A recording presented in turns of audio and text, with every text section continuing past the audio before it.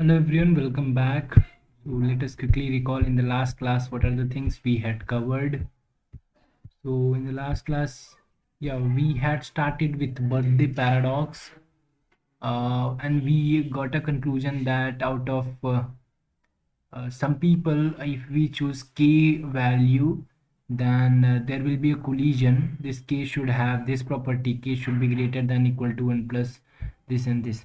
And if you take epsilon equal to 1 by 2, your k is nearly equal to root n. That means for n group of people having birthdays, if you choose any root n, then you will have the collision. For example, if n is 365 and epsilon equal to 1 by 2, then your k should be greater than equal to 23. You should have at least 23 people to find the birthday collision. Then perfect secrecy, it was given by Shannon, and he said that a crypto system has perfect security if the probability of x given y is equal to probability of x. That means given the ciphertext, the probability of the plain text, and given the plain text only, the probability of plain text, both are same. So ciphertext is of no use to you for the getting the information. And there was a theorem that if your key space, ciphertext space, plain text space are same, and that is equal to 1 upon mod 1, that both everybody have same, then this we may have perfect security if the probability of every key is 1 upon mod k, and every key should be used once. So with that, there was Vernam one-time pad which was given in 1917 by Gilbert Burnham, who has given an encryption scheme, who said that your plain text, ciphertext key, and the key space is n-bit string, and to encrypt you just have to XOR both your plain text with the key. To decrypt you just XOR your ciphertext with the key. Okay, so this is your Vernam one-time pad.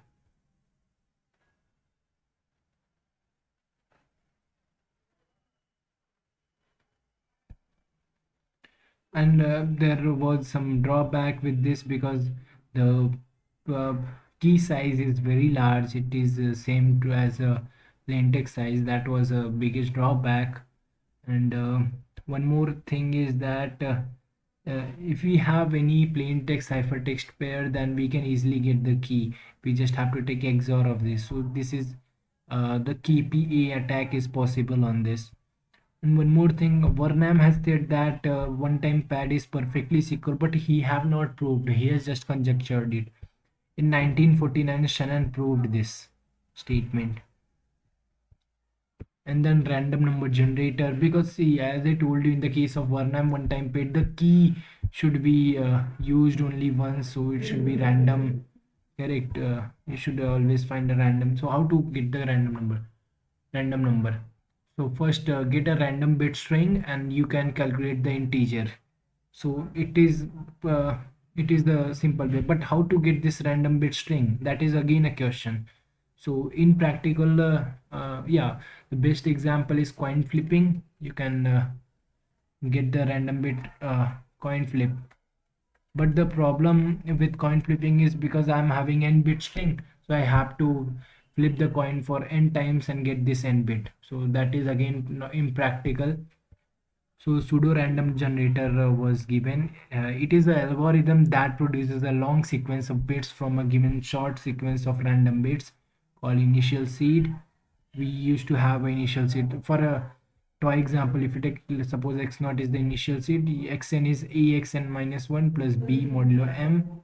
So x1 x2 xm is the your random bit. Since x naught was random, so everybody obtained from x naught is random.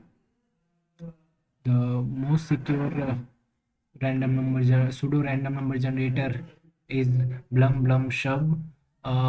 In this technique, we first generate two large prime p and q satisfying p equal to q equal to 3 modulo 4 and equal to pq is called blum integer. We choose a random initial seed x naught which is uniformly taken from Zn. We define xi is equal to xi minus 1 modulo, xi minus 1 square modulo n, and bi equal to xi modulo 2. In short, your x1 will be x naught square and b1 will be x1 modulo 2, x2 will be x1 square and b2 equal to x2 modulo 2 and so on. So this bit string is random. It has been obtained from pseudo random number generator. Okay, now let us come to the complexity theory.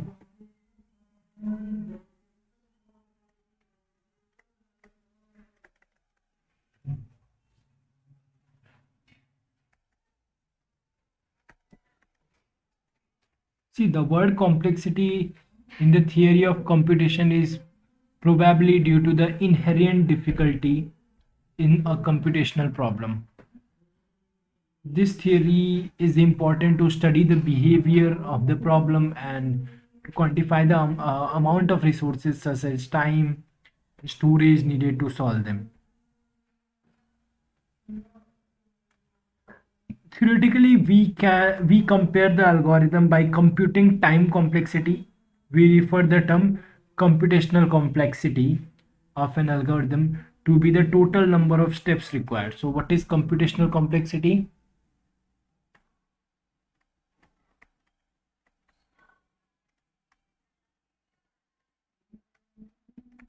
It is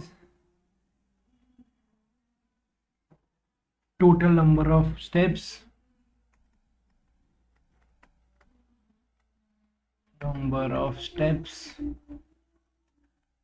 required for required for execution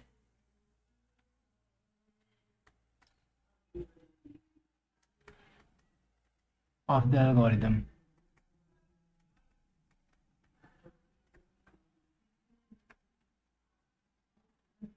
So this is what your computational complexity is.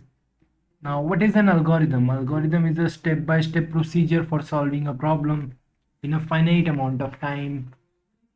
Uh,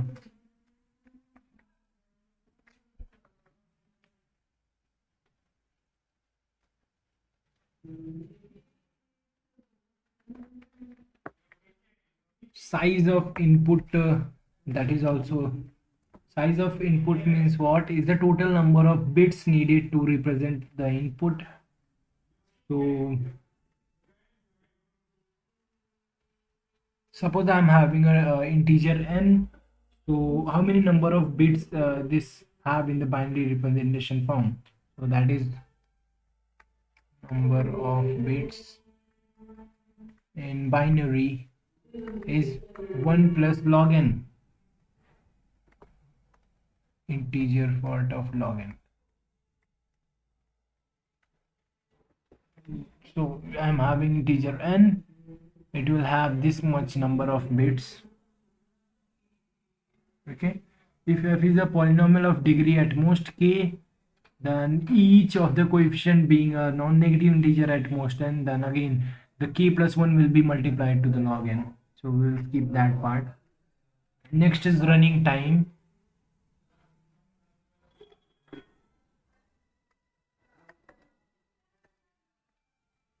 For a given input,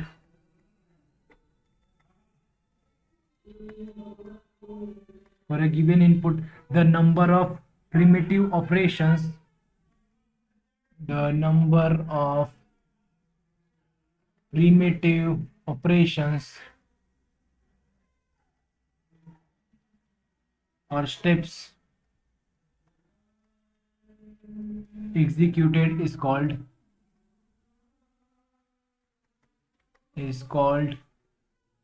running time of the algorithm.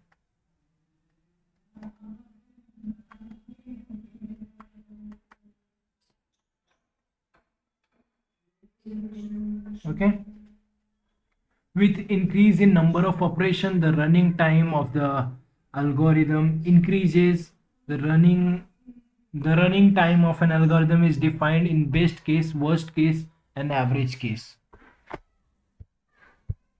There are three type of case in which running time has been defined. The first one is best case running time. Best case, I'll put RT. Worst case,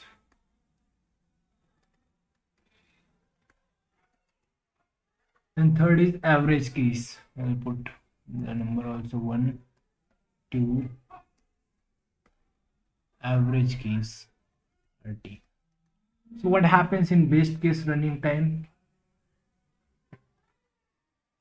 It is a lower bound on the running time for an input. Lower bound on the running time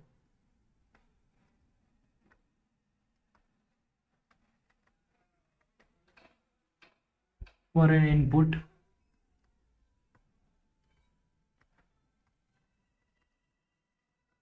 expressed as a function of the input size n.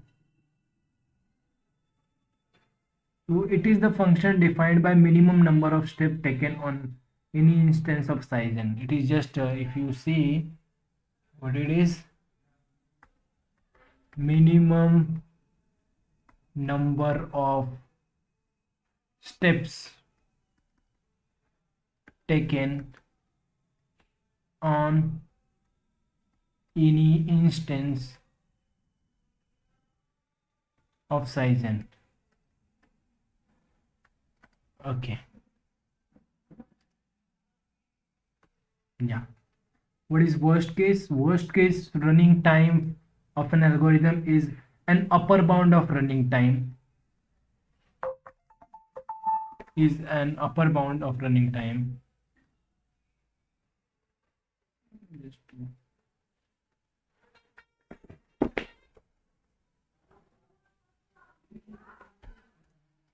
Yeah,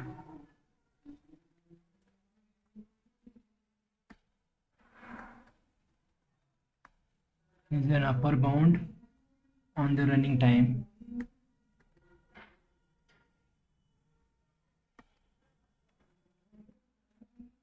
for an input.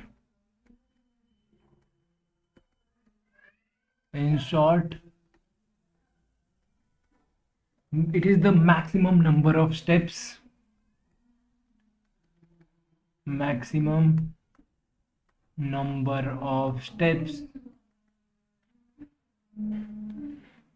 taken on an instance of size n. Taken on an instance of size n. Okay, next is the average case. The average keys running time of an algorithm is the average running time over all input. Average running time over all inputs of a fixed size.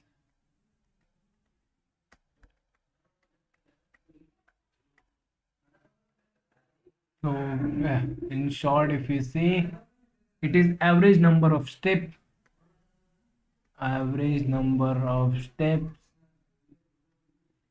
taken on an instance of size n. Taken on an instance of size n. Okay, so average case time is often difficult to determine, so we usually focus on the worst case running time because it is easier to analyze for an algorithm.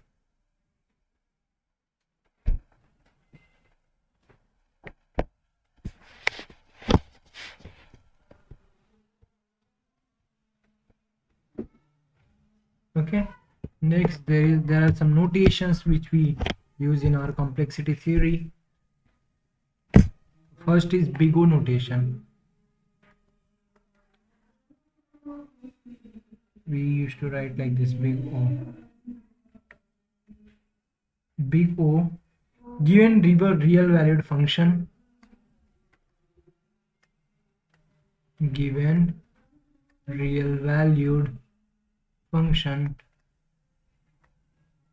say fn and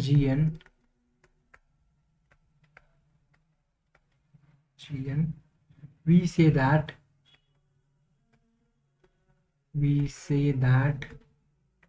fn is big O of Gn,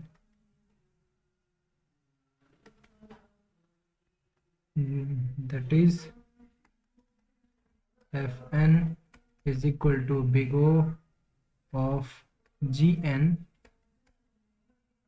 if there are positive constant, if there are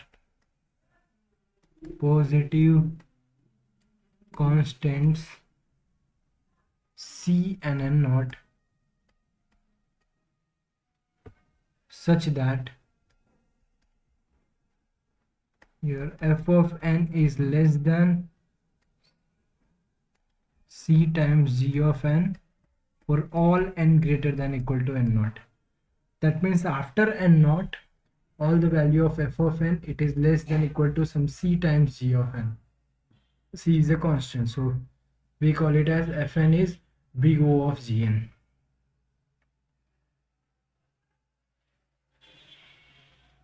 Following are some example of the functions expressed in big O notation. If it is constant, then we call it as I'll change the color, constant. Then we should written a big O of 1. If it is logarithmic, then we call it as big O of log n. If it is polylogarithmic, we call it as big O of log n raised to some power, say power c. And it is linear if it is big O of n.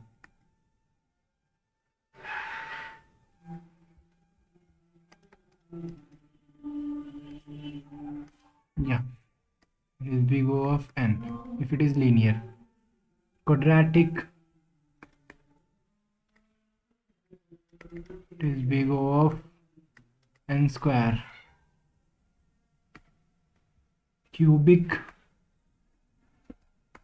big O of n cube. Polynomial, it is big O of n power some c. And exponential, it is big O of c raised to n. So there are some running time which is expressed in big O notation. Okay. So big O notation gives an upper bound on the growth rate of a function.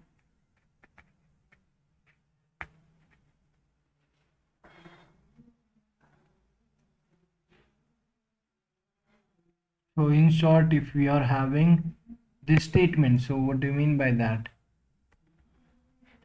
If we see Fn is equal to big O of Gn, that means the growth rate of Fn, growth rate of Fn is not greater than, not higher than growth rate of Gn, higher than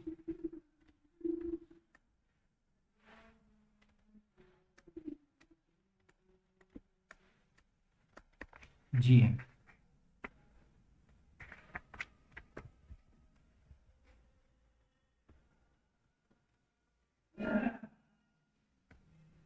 There are some more notation which we frequently use. One of them is big omega.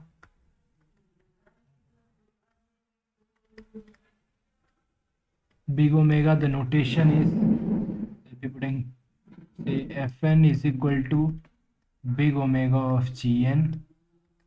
What do you mean by that? That means there is the positive constant c, there is a positive constant c and an integer constant n naught which is greater than 1, what I am having, your fn is greater than equal to c times gn for all n greater than equal to n naught. That means after n naught your fn is greater than c times gn. So this is actually reverse of your big O notation. You can also see like that. Next is big theta.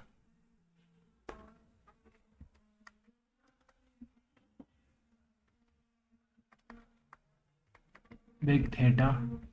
So say fn is equal to theta of g of n. Again, there are constants. There are constants c dash greater than 0 and c double dash greater than 0 and an integer n naught greater than equal to 1, such that what is the condition, your fn is lying between these two people, some c dash g of n and c double dash g of n. If your fn is lying between this and this, then we call it as fn is theta of g of n for all n greater than equal to n naught.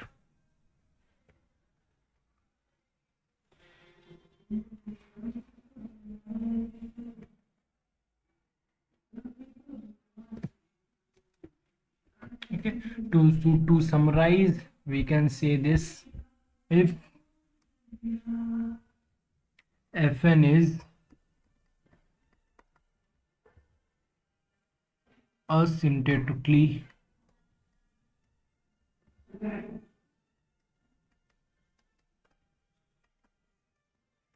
less than or equal to g of n, less than or equal to g of n, then we call fn is equal to big O of g of n. Oh,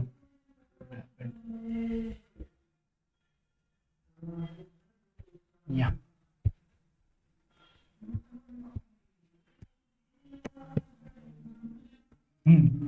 That was the first thing. Second, if fn is asymptotically greater than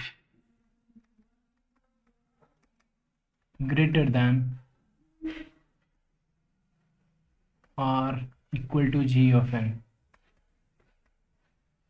then we call it as fn is equal to this omega of g of n. What happened?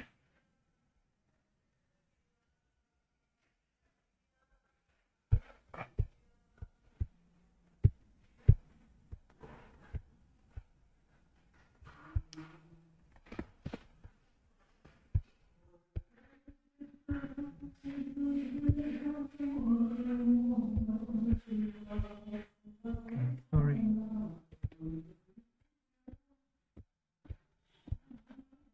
Yeah. And third point is, I'll put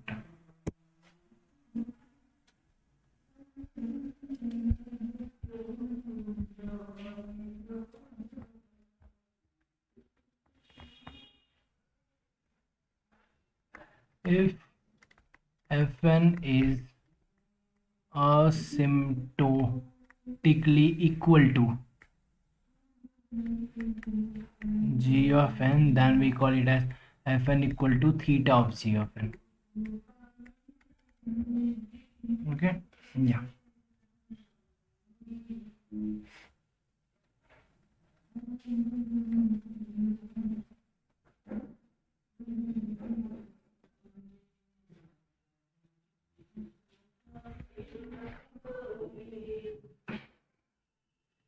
So if you see the growth rate of the functions, which one goes faster, which one goes, so we'll say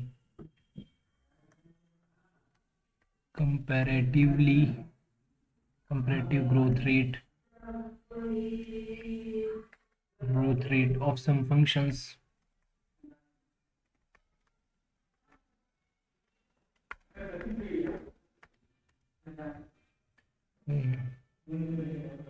Say I am having 0 is less than epsilon is less than, say 1 is less than c, then 1 is less than log of log n, that is less than log n, that is less than exponential of root of p log n into log of log n,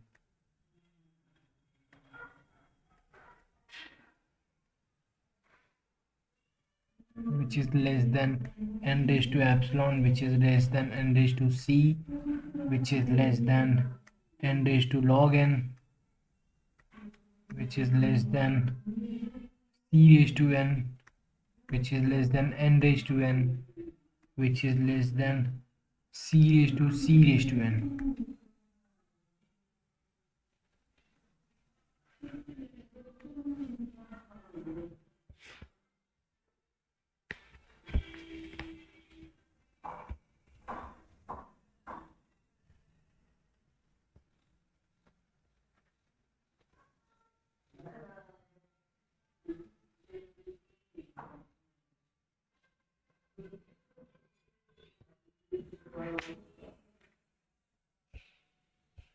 More part is time estimation of mathematical operation.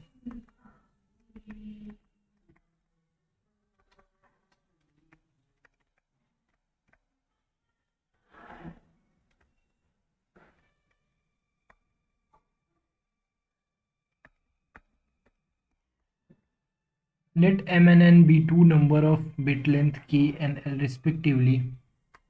Let m and n be two numbers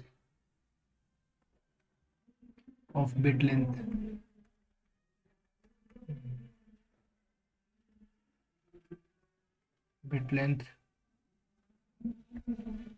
k and l respectively.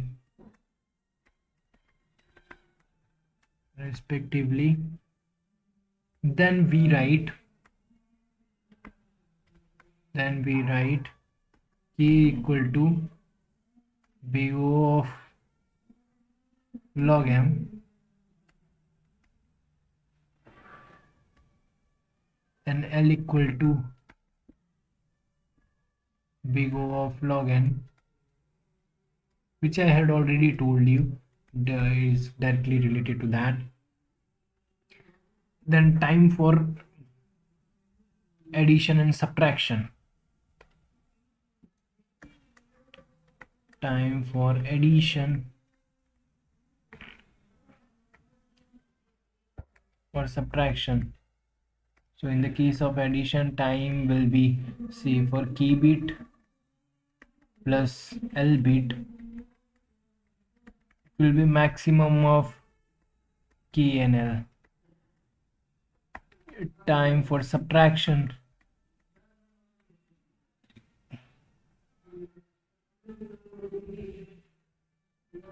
or not about, for addition and subtraction both will be same.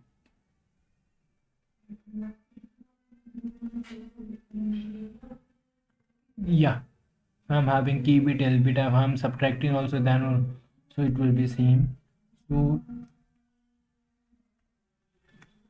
So time for m plus n, it will be big O of maximum of log m comma log n.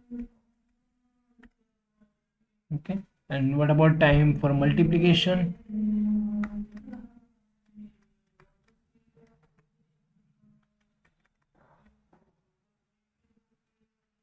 So if you're having k bit number is multiplied with l bit number, then time will be big O of kl. It will be multiplied or you can also write time is less than KL, or you can also write time equal to K into L minus 1.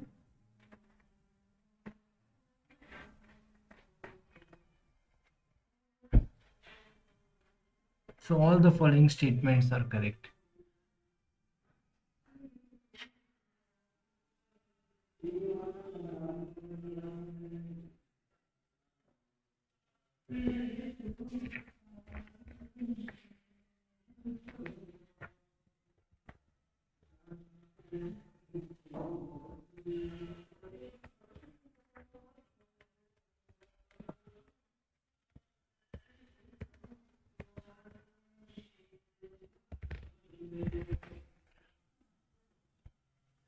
Time complexity for multiplication is okay.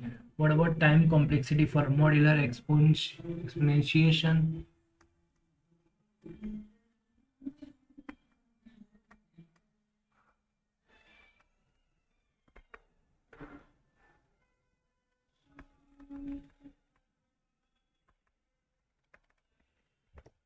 Okay.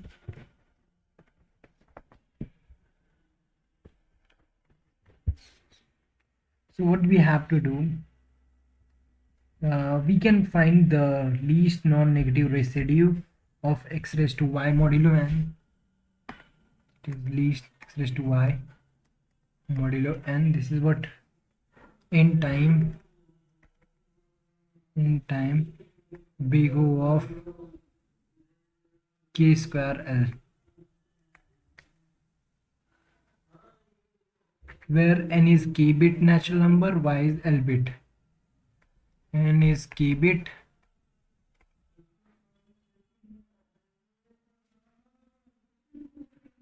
y is L bit.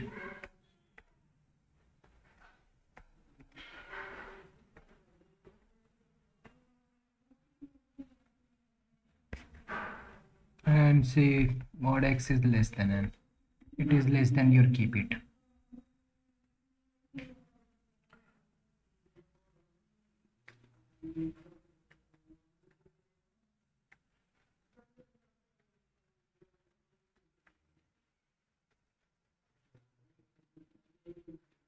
So if you observe, it is key bit, so it is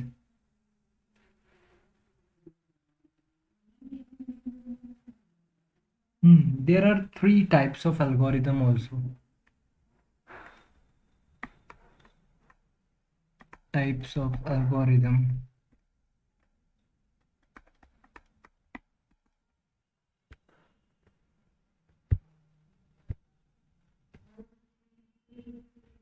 Polynomial time,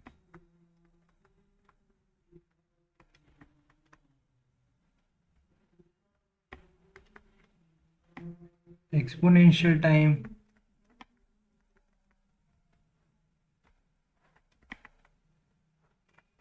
and third is sub-exponential time.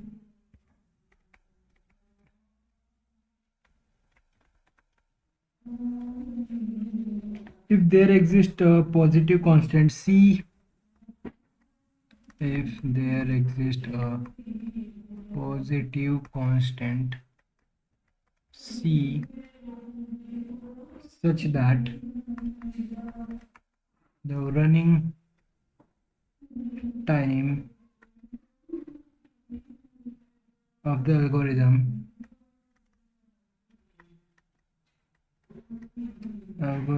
is say big O of k raised to c, then algorithm is called polynomial time.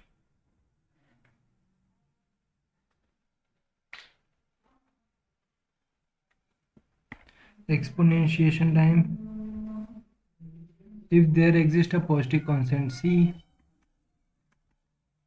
there exists a positive constant c such that the running time of algorithm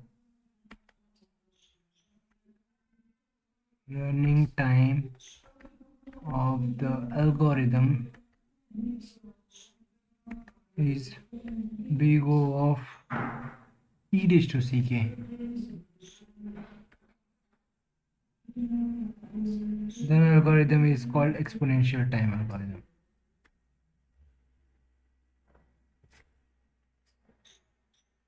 And if the running time is between polynomial time and exponential time,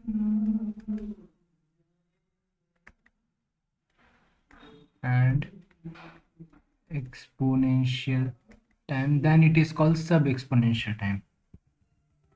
That means the algorithm is slower than any polynomial time, but it is still significant faster than exponential time.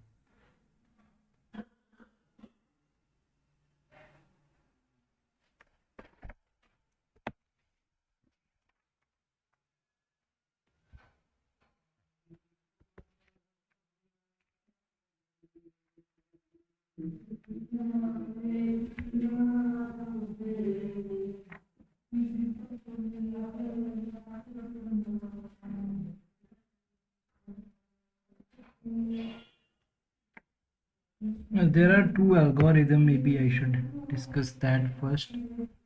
That will be the last part. First is Las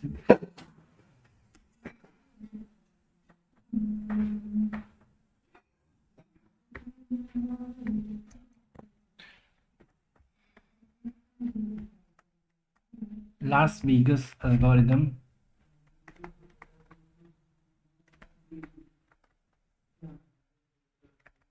What is it? States a randomized algorithm. A randomized algorithm which may not give an answer, which may not give answer, but any answer it gives is always correct. But any answer it gives is always correct. Always correct. That is, always gives a correct answer or no answer at all. That is,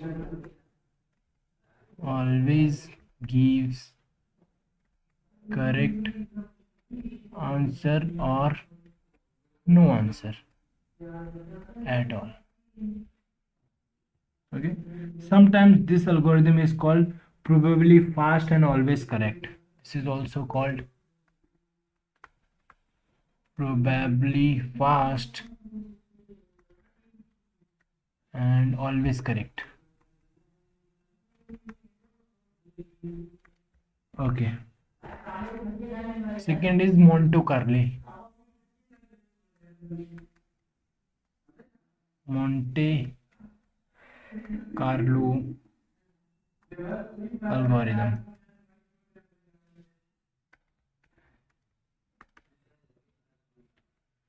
It is a yes based Monte Carlo algorithm. Yes based Monte Carlo algorithm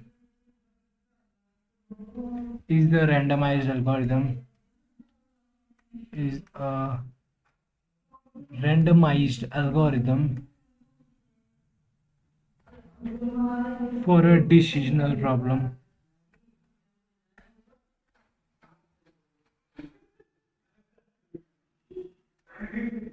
For a decisional problem in which yes answer is always correct. Yes answer is always correct.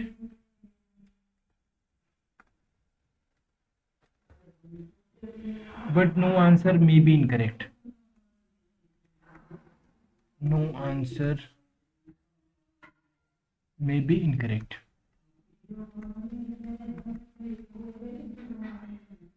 May be incorrect. Similarly, a no based Monte Carlo is defined as similar way where no answer is always correct, but yes answer may be incorrect. Sometimes this algorithm is called always fast probable correct. This is always fast and probable correct.